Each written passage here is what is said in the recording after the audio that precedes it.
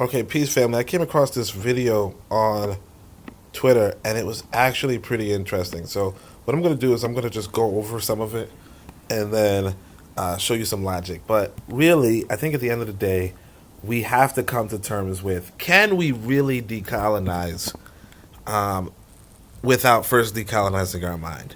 And you'll see. Basically, this person is right and wrong. Some of our people are so out of touch with reality, it's not even funny. I see your comments. You who want to take the land from the private sector. You'll make your own brands to replace Western companies.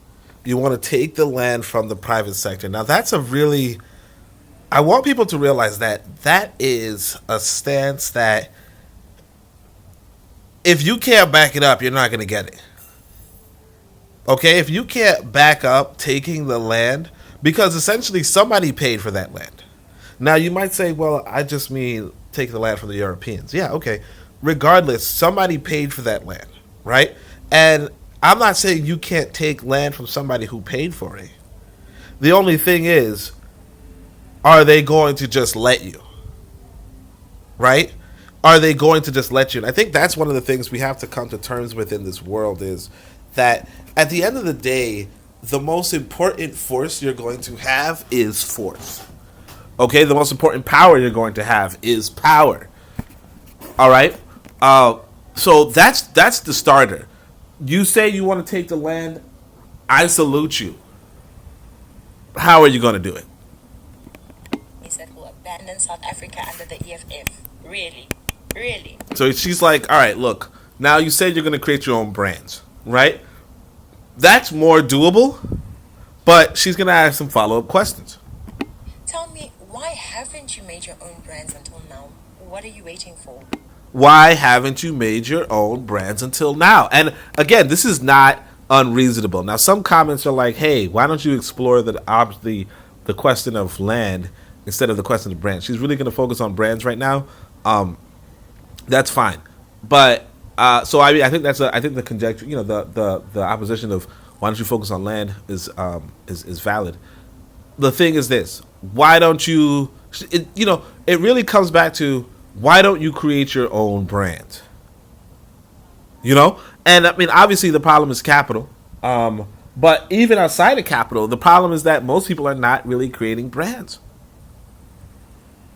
You guys can look through my YouTube. You'll see that I got this new outfit. This outfit cost me about 45,000 shillings, right? No, in fact, 35,000 shillings. 35,000 shillings is about $20. Okay, $20, $15 maybe, right? I got a new outfit for $15, custom made, handmade. That's not a brand. Now you could create clothes.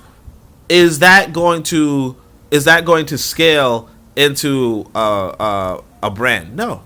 And I mean, I told you guys, I know people who do make clothes, expensive clothes that I don't necessarily purchase because I'm like, that's probably out of my price range. It's not going anywhere. Like the business sunk. A lot of businesses fail. Some people say 30% of businesses fail, or maybe it was 70% of businesses fail, right, within the first year. A lot of businesses fail. So it really comes back to nobody's stopping you from creating a brand. Nobody's stopping you from being productive, right? The only thing that's stopping you is you and the resources that you have. But and you might say, well, I might have more resources if not really, not exactly. And I think that's one of the things that we're not really getting. Why have you not started supporting the already existing African brands with the same vigor you support Western brands? Exactly. And so that's another thing right there. Like I said, here in Tanzania, so I'm in Tanzania. This is a commentary for South Africa, but I'm in Tanzania. A lot of people are not supporting the local brands to the same extent. Or even, I'll say it this way: if you're a middle class person, you're probably not supporting the local brand. And not just that, the local brand is not necessarily going to scale up. So one of the things that you need to scale indefinitely is ambition. And not just ambition. Really, there's a lot that goes into success. And one of the things would be, being in the right place and giving the right product. that is much harder than you think. Okay? That is much harder. Very few people are going to be successful, even under the right market conditions. And that's something to really gather. But as far as, why don't we support our own brands already? It is like that's a notion too. We're not. We're not. And at the end of the day, and she's actually gonna point it out. And the thing is, a lot of people are saying, "Hey, she's speaking nonsense." She's speaking. I'll say it this way: if we do not transform the consciousness of our people, and this is what my books are for, right? But if we do not transform the consciousness of our people, the reality is that, unfortunately, the situation that we're in is almost as good as it's gonna get. Unless you transform the consciousness, unless you transform the mindset of our people, the situation that you're in is almost as good as you're going to get. And the people already figured that out. They already figured that out. They already figured, hey, you know what? Shit's going to be bad. And she's telling you this. She's like, yeah, shit's going to be bad. So she figured it out, and she's just speaking. She's really speaking the voice of the people. But she's saying it kind of, patronizingly, arrogantly. Okay, fine. Listen. What are you waiting for? Why hasn't Zimbabwe made its own brands up to now? So she's like, look, Zimbabwe did this thing. You're looking at a strategy that Zimbabwe employed. Where's Zimbabwe's success? Now, granted, Zimbabwe does have some success. And I personally think, yeah, it's better to succeed on your own than succeed, with a handout. I think it's better to succeed on your own, succeed with a handout. But again, the mentality has to transform in order for the people to do better. Zimbabwe still wants those Nikes. It still wants those Mercedes cars. Yeah, and so you hear about the Nikes and the Mercedes cars, and I want to just go over that because I think it's really, really critical. Here, I'm neighbors. Some of my neighbors have. Let's say some decent wealth. And the way how you can measure their wealth is the fact that they have car after car after car. Good, high quality cars. Now, they're not too expensive, for me, let's say. But the people have good quality cars, and that's how you can measure their success, from a glance, from afar, from a distance. You don't know them. You never spoke to them. But you could say, hey, you know what? These people are doing well for themselves because they have car after car after car after car. Those cars are foreign.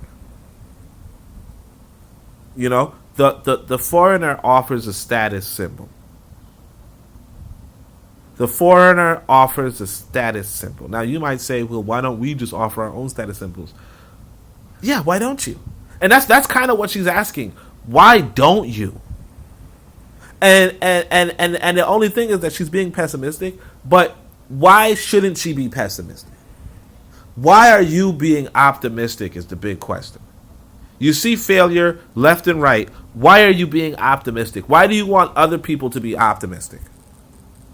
Now, look, I'm telling you, you can be optimistic. You can be realistic. You can be pragmatic. You can be those things. When when the mindset is fixed. Like I said, I'm trying with the literature. So far, I don't even have the literature out. So it can be the case that people will be optimistic. People will be, it can be the case that that the mentality can be transformed coincidentally. But you do not want to rely on coincidences. I actually pointed in my book. I'm writing it right now. I say there's 3 ways to get money. Okay, 3 ways to get money. There's stealing it, right? Obviously, right? Stealing the money. Then there is by gift. You get a gift of the money. And then there's purchasing the money, right? Purchasing the money means selling something, okay? The reality is this. I said, look, stealing, it's obviously not going to work out in the long run, okay? It's not going to work out in the long run. Even when we talk about getting the land back, we say, hey, you know what? They stole the land, and now we're trying to get the land back. So in the long run, the land may return to the, African people, right? Or even said differently, most of Africa was colonized, and now most of Africa is decolonized. On the other hand, gift. I say, look, gifts are good ways to get money. A lot of the money I have, some of it's gift, right? Not from YouTube, obviously, you know that, but just like family, friends, so on and so forth, right? What I'm saying is this: that is unreliable. That is unreliable, and you cannot go by what. So when it comes to so when we talk about reliability, probability, that's what life is really about. Life is really about probability. It's really statistics, right? When you go by probability, you have to say to yourself, what is probable? What can I reliably count on? And so that's why in this book I don't say get money through gifts. I say get money through purchasing it, right? And that means offering a service, offering a product, offering labor, right? Get it through purchase. That's the most reliable way to make money. And the thing is this: most people are not indulging that to the extent that they will become wealthy. Okay, and she's pointing that out too. She's saying, look, you don't have it, and you're looking for status symbols outside, and you're gonna get your status symbols outside, but that's going to bankrupt you. And that's just the reality of the world. But I will continue. When I say those companies will leave, some of your responses are so misinformed you don't even realize what that means. You think I'm only talking from the point of view of being a consumer. Those brands don't just get consumed, they employ people, millions of people. Okay, so she's like, look, these people are like capital, Western capital comes inside and they sell to us, but they also employ us. And you got to come to terms with that too. You have to come to terms with, oh, wait a second, there's foreigners employing us. Now, like I say, I'm in East Africa. I'm in a different kind of area. Like I tend to go in the local areas, and a lot of people are self-employed. Okay, self-employment is not really cutting it though. Okay, or they have small businesses. Like for instance, the business I have is a small business, right? Because they have small businesses, right? What that means is this: they can, they're employing each other, right? We're employing each other, but very few people can get that employment, right? Because of that, you have a high level of things just not going right. Okay? You have a high level of things just not going right. I'm trying to study this thing. All right. So she's saying now I don't know about South Africa. South Africa probably has a lot more industrialism than where I'm at right now. That said, you have to take this into account. Now, somebody in the comments, and you can't see the comments here on, because I'm not signed in, so you can't see any of the comments. But the website changed in that way, right? But one of the comments was along the lines of, "Hey, if they leave the factory, we could just take over the factory and we'll have everything." Nothing nagasa. It doesn't work like that. And we don't realize. And like I said, the sister is on point. But she's being dismissed by people who are not really studying the situation. Now, look, you can definitely kick somebody out and keep everything going. Very, very, very unlikely. And the thing is this too. White people or Europeans, when they leave, they sometimes do a scorched earth exit. Okay? They take everything, and why shouldn't they? If you put in a bunch of capital, you say, hey, look, I want to invest in this country. I want to, let's say it's here in Tanzania, right? I want to invest in Tanzania, right? So I'm going to put, 7 million shillings, right? Oh, no, sorry. All right, yeah, 7 million shillings. Not a lot of money, but, all right, so let's say I'm talking serious capital. 70 million shillings. What is that? $35,000, let's say, right? This is less than $35,000, but still. It's less than $35,000, but still, let's say that. I come in with $35,000. In fact, and that's what I'm saying. I'm saying $35,000 like it's a lot. When we're talking about multinationals, they don't operate on $35,000. So let me say it this way. They come in with $700 million, right? So 350,000. Again, that's not a lot, right? But that's okay. Yeah, let me just stick to it, right? 350,000. You come in with $350,000, right? Why would you put $350,000 in the land, right, and not get anything in return? Like, what do you want for your $350,000? Do you want to employ people? You want to make sure everybody has a job? Do you want to what are you crossing the ocean for?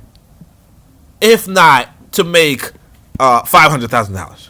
Now again, some of you are listening. You're like, 250,000 is not a lot. You're talking about multinationals. Let's talk 30 million. Okay, you got $30 million. Okay, U.S. dollars, 30 million U.S. dollars. You go to South Africa with 30 million U.S. dollars, right? And then the people agitate, they rah rah rah, and all of a sudden you have to leave the country. Are you going to leave with $30 million are you going to leave all of your investment intact for the next person? I'm asking you. Yeah, I'm waiting. Are you going to leave? You go to another country. Now I don't know you. So maybe $30 million is not a lot to you. Okay? $30 million is a lot for me. I think I've lived on this earth for a good amount of years. I don't think I've made $30 million. Okay? So that would mean all of my life savings and then some. All the money I made in my entire life. And then some. Right? I were to put into making money in South Africa. And the people rah, rah, rah. And they leave me alive. Right? Do you think that I'm going to let that $30 million just go away? And I mean, look, maybe I will.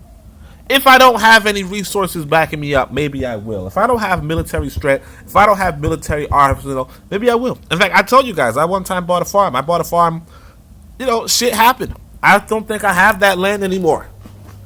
It wasn't $30 million, but I don't think I have that land anymore, and I'm not really making much of a fuss of it because it wasn't $30 million. And plus, one, that wasn't $30 million. Two, I don't have the physical force on my side. If I wanted to, sure, I could take this person to their court, here in Tanzania, and probably get some money out of them, but probably not. Again, it wasn't that much money. I mean, it was a lot of money for me, but it wasn't that much money to the point where I want to go through the court system and blah, blah, blah, blah, blah, blah, blah. Okay? That said,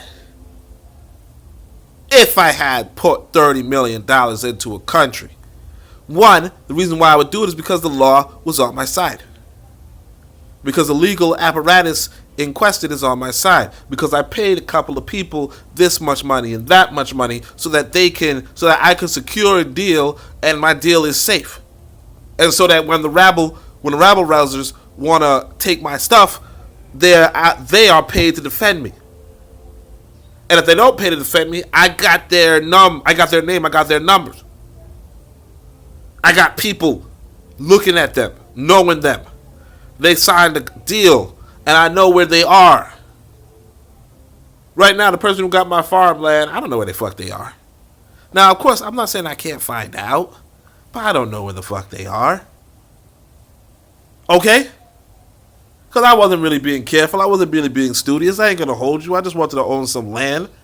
That's what it's all about, owning some land. And, I owned it for a split second. It's all good. I got some more land coming, and, maybe I know more about this person than the last person, but it is what it is. Again, if you do not have force, if you do not have power, you don't own anything anyway. Really? Ownership is just a human concept that some humans say to hold shit over others. But it's really a forced concept. Who owns this? Who is the force? Force matters. You know what I mean?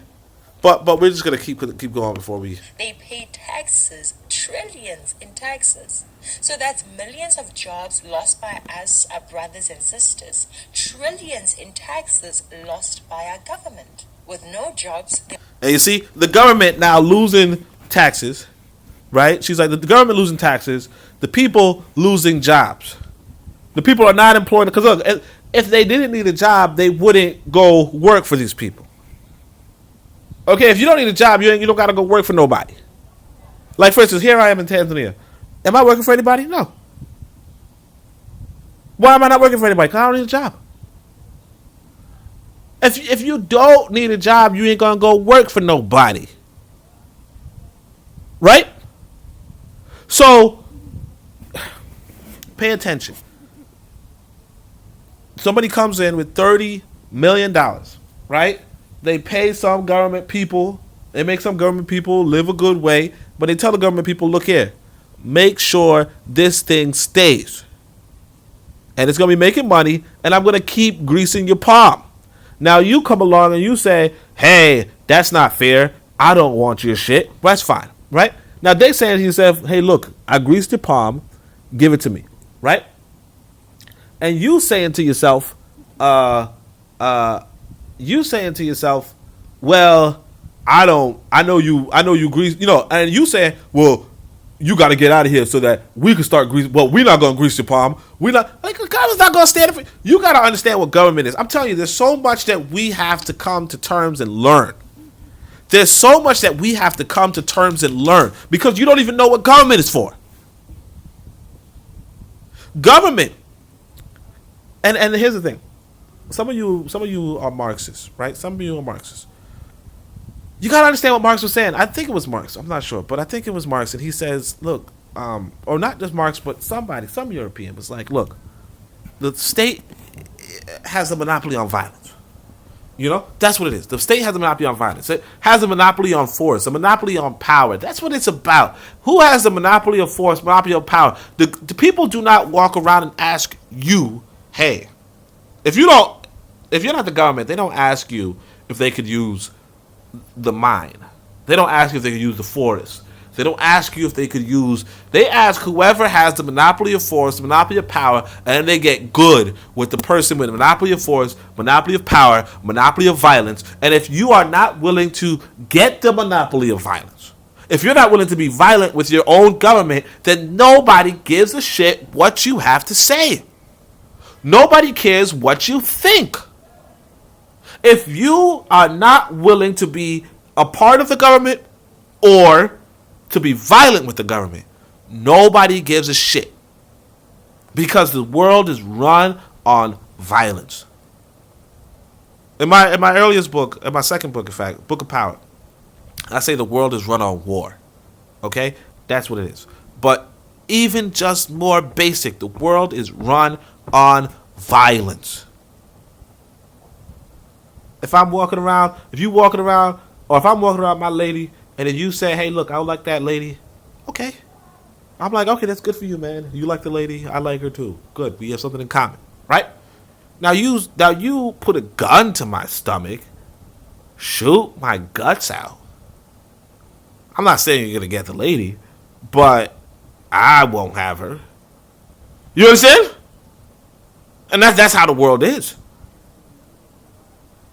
That's how the world is. We are creatures. We're creatures. We're like obviously we're sophisticated, sure. But like think about the cow on the farm. And this is all of us, not just black people, not white people, just all of us. Think about the cow on the farm. The cow is like, hey, I just gave birth and I've been raising my kid for... I don't give a fuck. That kid of yours is turning into a burger in the middle of Zimbabwe. That's what's going to happen. That cow, your child, is going to be packaged as meat. One part of it is going to be in Zimbabwe. Another part of it is going to be in the Congo. Another part of it is going to be in China. I don't give a fuck. Don't think you own anything. All there is violence, power, war, force. These are all there are. And you have to come to terms with that. And until you're willing to embrace that reality, right? Like the sister's right. If you're not willing to embrace the reality, the sister's right. Because guess who has force and power and violence on their side? The person investing $30 million. Cause see, you gotta think about this. I could hire somebody to be violent with you on $100 fucking bucks, on $200, $300, you know. And I know I'm going up in the number, but I'm just saying, like $1,000. Yeah, somebody was violent with you. They don't even know who you are. They were like, yeah, okay, I'll do that. Say $10,000. Yeah, I'll do that. I'll.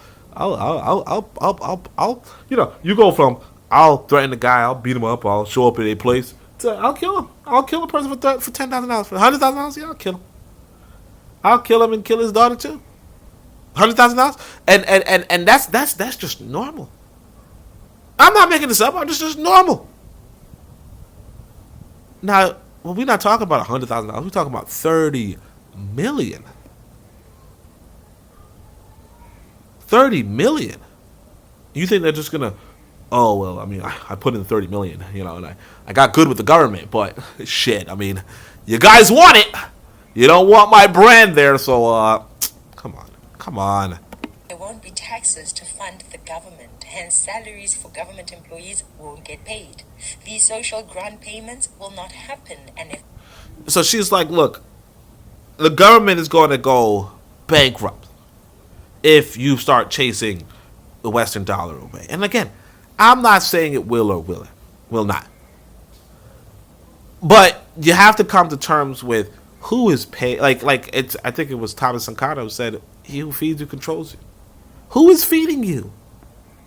And I'm not literally by food, because you could be feeding yourself, which is good. Congratulations, right?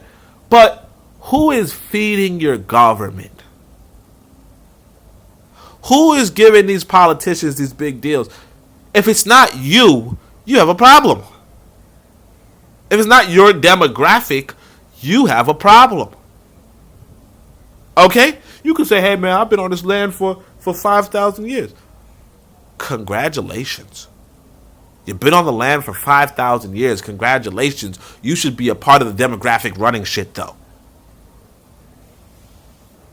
Because you gotta understand, this government is a foreign government.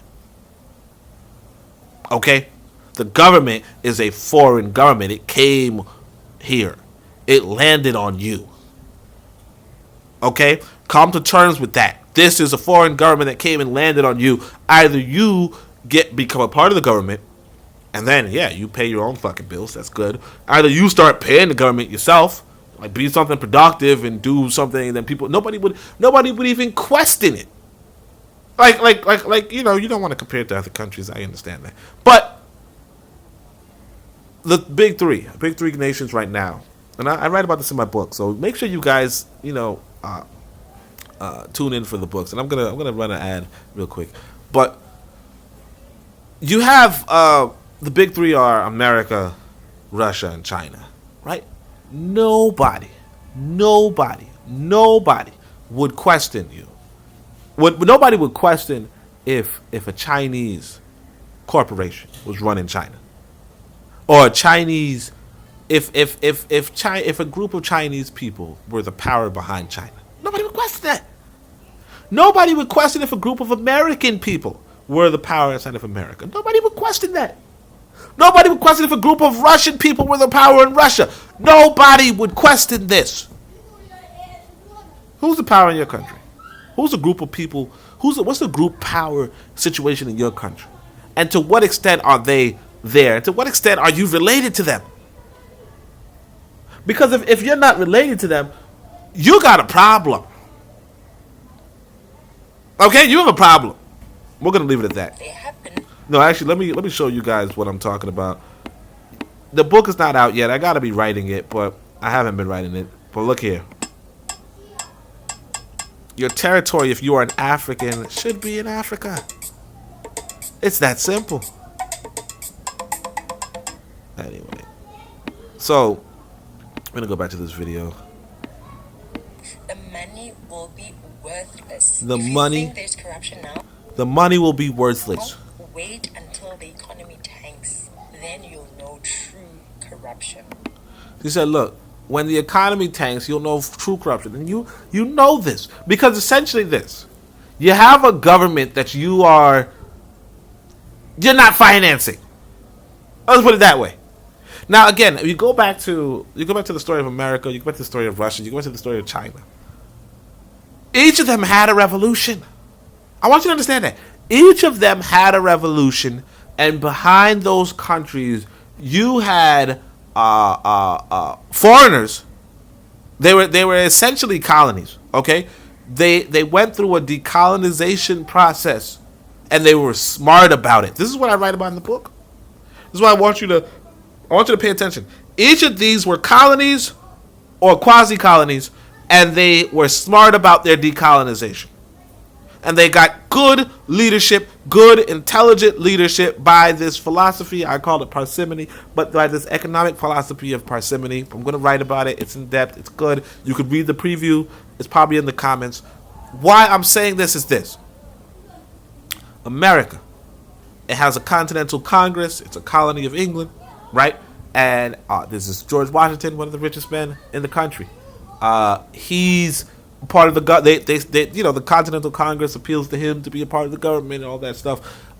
They lead the violent revolution. Listen to me, violent revolution, and decolonize in a violent way, and they create a government for themselves. You know, a lot of work put in by Alexander Hamilton to create this constitution that was different. And respected the wealth of those that were loyal to the decolonization process. They even took the wealth away from those who were loyal to the British government. Very, very important. They even said, "Hey, look, nobody could vote. If you were down with the redcoats, you can't even vote. Your property was seized. All that kind of stuff." Listen to me. They took maybe over a decade, for people to get the right to vote. Listen to me. Now you have Russia, same thing. You know, a lot of foreigners like British and all that kind of stuff running the economy, running into shit, rural, so on and so forth. The czars and the kings or whatever were corrupt and, in bed with the Westerners and so on and so forth. The Soviets killed them. The Soviets ran them out. The Bolsheviks ran them out. Okay? And you had you call it a socialist revolution, you call it whatever you want. Point is, Stalin comes along and really makes the situation more profitable for the Russian people, right? Same with China. Mao comes along, has a big war, does a cultural revolution, clears out the opposition, things get better. If you decolonize and the colonial puppet's still there, you got a problem. If you decolonize and the colonial situation is still there, you have a problem. If you decolonize and you go straight to elections, you got a problem. Again, I said it. The big three are America, China, and Russia. Not just because they're the biggest countries on the planet, because they are, that in Canada, right? But because... and again, remember, America wasn't always one of the biggest countries on the planet. Once upon a time, the 13 colonies was about the size of Egypt, I think, or Ethiopia, right?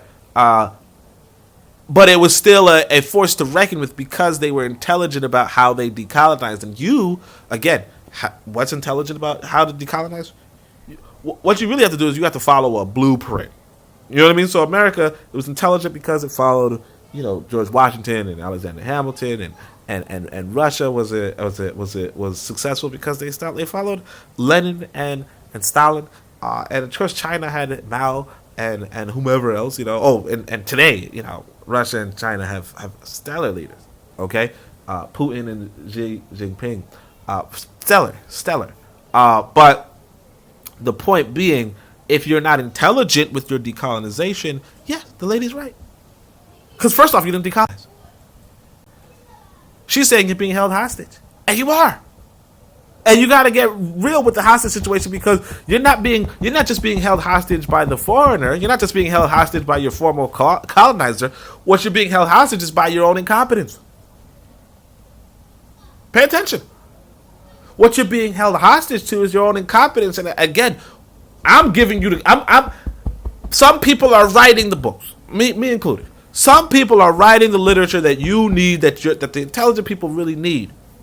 and it's not propagating enough. It's not going far enough, and so you're gonna have a bunch of nonsense like, well, what if we? Yeah, but like she's saying, look, you could decolonize like an idiot. You could decolonize like a dummy. You could play with Western capital and not understand that this is not a game. Much is to lose. There's much to lose. I don't think you heard me. There is a lot to lose if you don't approach this with intelligence.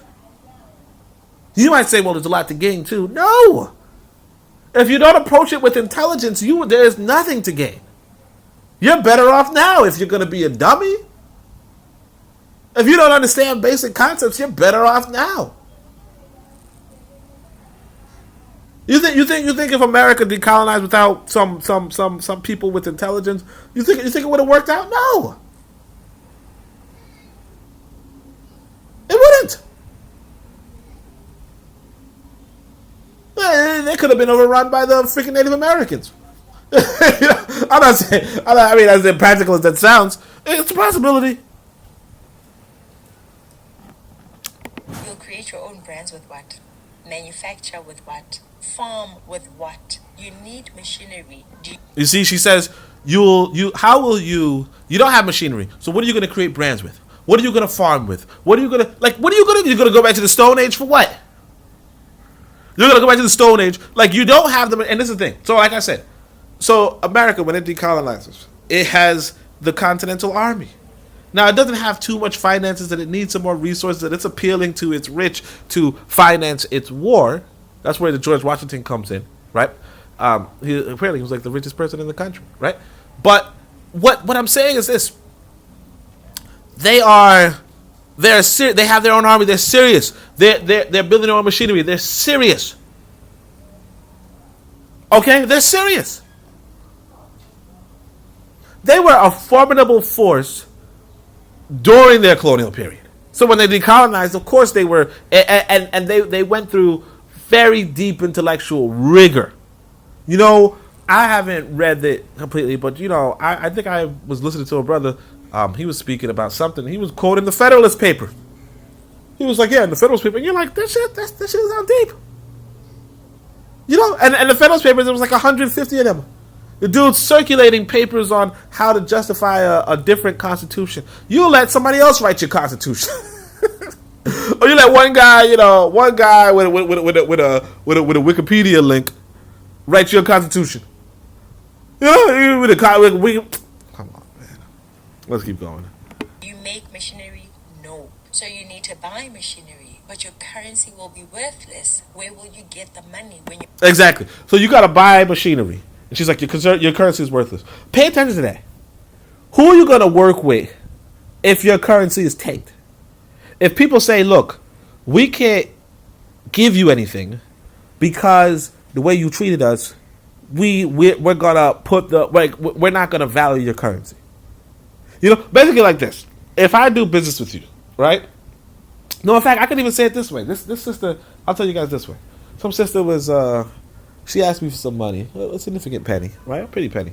I asked her some money because she's like, hey, look, I got this new idea for my, I'll give some details, why not? It's my fashion endeavor, right? I got some new ideas for my fashion endeavor. I'm going to go into swimwear, right? Because I'm going to go to swimwear, you give me an investment of so-and-so, right? And then I will, I'll return your investment twofold within a certain amount of time. I'm like, that sounds good. Right? That sounds good. You start paying me in 6 months. That sounds good. 6 months passed. She didn't give me a damn penny. Okay?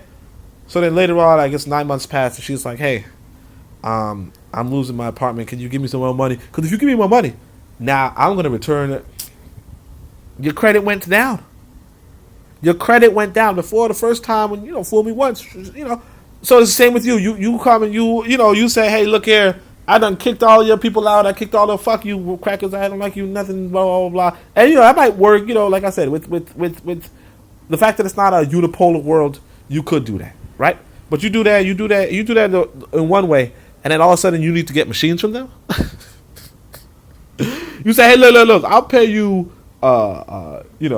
If you loan me, or if I pay you with this, they're like, look, I don't want your damn money. What am I gonna do with your money? If I show up to your country, you're gonna fucking cut my head off. What would I do with your money?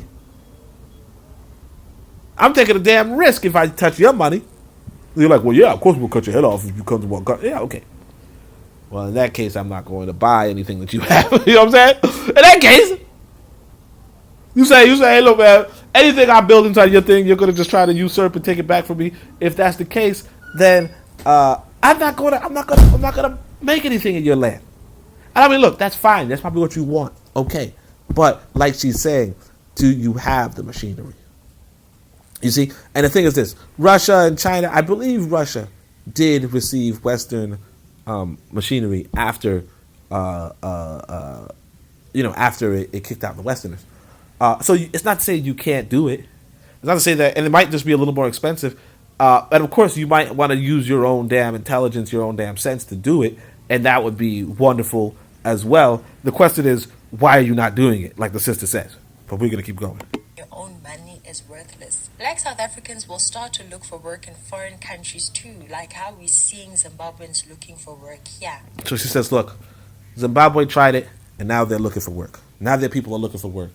You're going to try it, and their people are going to be looking for work. That's all it is. And you're going to be looking for work from the same damn people you done kicked out. You'll go to Australia, UK, and America, following the same white people you chased away from Africa, to be employed by them in their competent countries. Just like Zimbabwe, just like Cuba, we will start to rely on people to send money from overseas. Yeah, and so the thing is this: she's not even capping. She's not capping. She's not lying to you. I'll try to use the slang. She's not lying to you. If you do not, like, I guess it's said this way, those who fail to plan to fail. Those who fail to plan to fail. If you are not planning for an economically prosperous, and it's very simple. It's very simple. Okay, I told you the word parsimony. You look it up. That's really all it is. How do you do that on a national level? I'm outlining it and writing it down in a book, so you go and get that book. But again, it's just parsimony, and the book's not written, so don't think I'm trying to get you to buy a book right now because it's not written. My point is, I'm still outlining it. I'm actually on that chapter.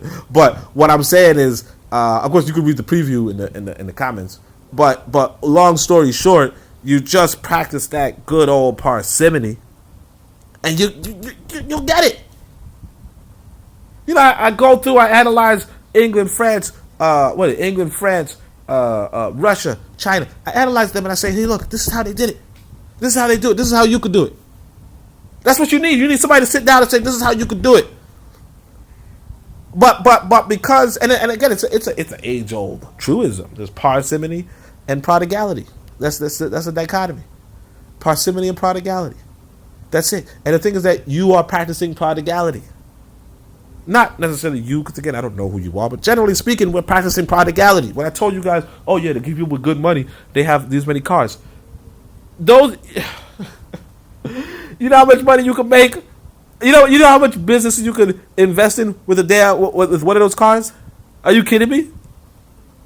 In fact, the land I purchased was worth less than that car that people are driving around in. There's a difference between prodigality and parsimony. But if you are doing prodigality, you are going to fail. You're going to fail. And you can look up the words. I don't care. Like I said, I'm going to write a book about it. And, I doubt you're going to read it. Because why would you read something about becoming successful? Like I said, why would you read something about parsimony when you can read about prodigality? When you could practice prodigality and everybody could look at you and say, oh, you look so fancy. But we're going to keep going. Just look at the other countries that have tried this EFF trick of yours, and you'll see that it is not going so well. Russia tried it, and it doesn't do it anymore. Putin removed those silly policies. Okay, so you see, she's like, hey, look, Russia tried it. And again, Yeah, Russia has a great leadership, and so does China. Uh, and the way how economics works, like I said, you can, like what she just said at the end really tells you that you should you should go in and do it. Because Russia's success comes from kicking out the SARS. Okay, comes from kicking out the SARS. China's success comes from the Cultural Revolution, right? America's success comes from kicking out the redcoats, kicking out the British. Decolonization really is how you can do it. But again, another part of the success. Well, there's three parts. Obviously, it's decolonization. Just get rid of the enemy. Second part is getting that monopoly of violence. Okay, and the third part is parsimony over prodigality. If you don't understand that part, and that's something that you could do in your life today, if you do not do the parsimony over prodigality, you are going to run into trouble 9 times out of 10. 9 times out of 10. And of course, like I said, go and wait for my book, and you can hear it and enjoy it. But until then, thank you so much for listening. Let me just run you by. Like I said, you could go check out the preview in the comments. Financial wisdom. Look at this. So what I want you to do is just go check out the preview. Enjoy yourself, and thank you for listening. Like again, I think this was an interesting listen. I should have played the video first. I apologize, but you could click on the video in the link. I don't know who this lady is, but yeah, it makes a lot of sense. That's all I can say. Thank you so much. Shemi Hotep, Anku Johnson, Neb, Amen, Ma'at, Dua, Nature.